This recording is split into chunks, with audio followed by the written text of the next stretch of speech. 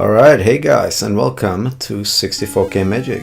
Today we are going to play William Mataga's Shamus or Shamus.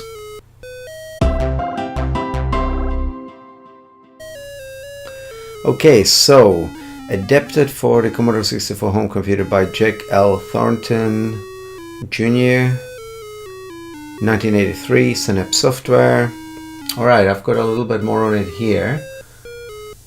Shamus is an action-adventure by Synapse Software which was ported to the 64 in 1983. It doesn't actually say who by here, so obviously William Mataga is the guy who originally made it. And there's a little bit of a story here which it doesn't tell you here, but you finally made it. Your nerves and guts tell you he is here, and the smell, the sickening sweet odor of decomposing fruit, the Shadow's trademark. Now all that's left to find and destroy him before he returns the compliment, and so on. So you can find some of this stuff on c64wiki.com. It's a pretty cool site. It's got a whole bunch of info and screenshots and stuff like that. I love these old screens with the different enemies and what they do, and you know how many points you get per each and stuff like that. So really enjoyed it. Now F3 to select map. Okay, yeah. So apparently there's 4 parts to this. It is an extremely difficult game. This is one of those games that you're either gonna love or hate, and for some reason it speaks to me. I don't know what it is about it, but I do enjoy playing it a lot. It's got that simplicity of the old arcade games, yet somehow it feels playable, even though it's unfair and difficult, and you know, you literally touch anything and you die. Let's just get into it and I'll show you guys if I can make it work. Yeah, there you go. Alright, so okay. So what problem is that the character doesn't stay facing in the direction you're walking, and that makes it kind of awkward because you need to keep moving in order to shoot. Otherwise, you die. So taking down enemies can be really frustrating sometimes. And also these walls, you cannot touch them. If you stay in a room for too long, the shadow appears and he tries to hunt you down. I don't know what that question mark is, but let's get to it. You also notice that the game speeds up a lot when, oh, there's the shadow, see? You also notice that the game speeds up a lot when there is hardly any enemies on the screen, or once you've taken your enemies down. So if you walk into a screen with, like, let's say this is empty, see how fast Shamus is walking. Now we walk into a screen with lots of enemies, or no, there wasn't. And they respawn. I forgot about that. Oh well, let's give it another go. Basically, if you walk onto a screen with lots and lots of enemies, the game slows down. So wasn't necessarily, I guess, programmed or ported in an efficient way, but yeah, I'm not sure. I mean, I have seen games that were of a much higher quality graphics wise, and this is so hard, graphics wise and gameplay wise, and even just the amounts of sprites on screen, and they seem to work better. So I'm not an expert at these things when it comes to the Commodore, so maybe you can tell me why that happens. Just maybe the way they use the sprites or loaded them. I make games, and I do programming. I've learned I've used JavaScript, and I've used Lua, and I've learned ActionScript in the past, but I'm one of those people that I learn what I need to, and I wouldn't call myself a real programmer. I still to this day don't mess up certain parts of what, you know, things like what are classes, what are this. I'm getting it now, but for years I used to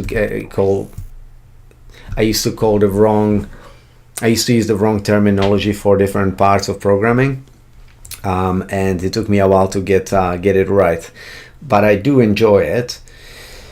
With something like Construct, which I'm using currently, it is so much easier that you know, as a game creator, when you already have to worry about your ideas and sound effects and music and graphics and everything, it is so much easier not having to worry about keeping your code organized as well. Instead, you're using eventing, and makes things a lot easier. And the engine is just brilliantly optimized anyway, so it works really well. Yeah, but so I don't miss having to keep the code tidy when I was doing when I was playing with some other engines.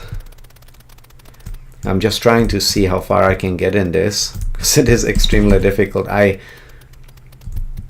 think that once you get enough practice and once you get the hang of it's mainly the shooting and the fact that they fire bullets at you out of nowhere and you can't see them, and but it's mainly the shooting, the way you have to walk towards the enemy. If you were able to face, see, I can't fire unless I'm moving, which makes it really difficult. If you could just face in the right direction, in the correct direction, and fire, would make things 10 times easier.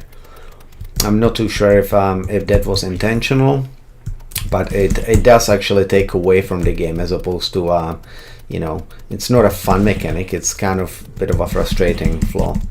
But otherwise, I mean, there's just something fun about this game. I love the colorful sprites, even though they're really simplistic. How am I supposed to dodge that? Really? That one, yes, but the other one, that was just crazy. And I'm at the start again. So we're going to give it one more go. Yeah, I love these sort of wide-looking Commodore 64 sprites, the early, you know, 1980s ones.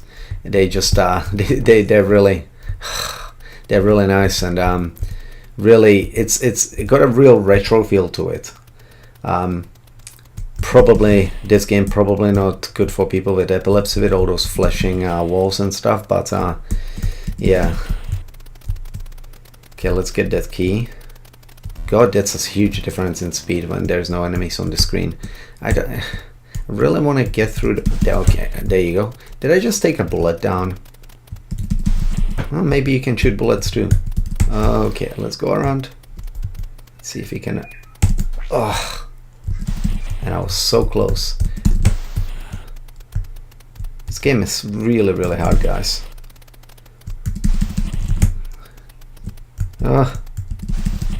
Okay, well, sometimes I can shoot a bullet and sometimes I can't. Maybe the bullets just disappear.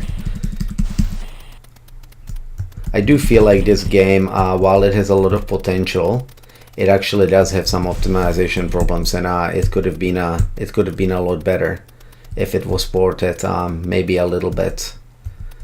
That's just what I think is happening. I think that possibly it was a bit of a maybe inefficient job. Alright, let's see if we can get past where we actually need to use the key. Oh, come on. Last chance, last chance, oh, come on. Yeah. Okay, let's go down here. Oh god, no chance. Okay, that was probably gonna get... No? Alright, cool. Oh my god, so many enemies. Oh. I don't like the fact that they come back. I really don't. Oh. Okay, that is going to be my best go, but yeah, something really fun about this game. It's sort of like inspired by Berserk, Robotron, those sort of games. It's a real fun maze shooter, and it really makes me want to make something similar to this. I would love to make a little maze game where you take enemies down, and you know, maybe an agent in a factory, and robot factory. Maybe the robots have gone haywire, and you've got to go and clear the factory so people can come in again and do their job. I don't know. I'm just throwing around ideas. That sounds like a good thing. I could make a game there, right there.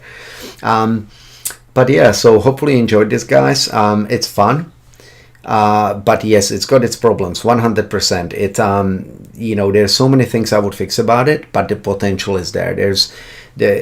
I really enjoy what's there. It's just not quite executed well enough, but it's one of those games that for some reason still really brings back good memories, and I still like playing it, and I would love to see a game like this. I'm not talking about the likes of Smash TV and stuff like that, if you've heard of that game. That's a lot more faster paced, and it's brilliant, don't get me wrong, but I love something about this simplistic approach to it, where the character is not, there's one character on screen, a bunch of enemies, it's still got that retro look.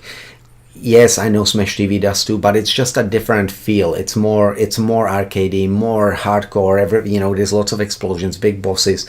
I love the simplicity here. I just think that it needs a little bit of polish, and with a little bit of love, I think the game could really, really shine.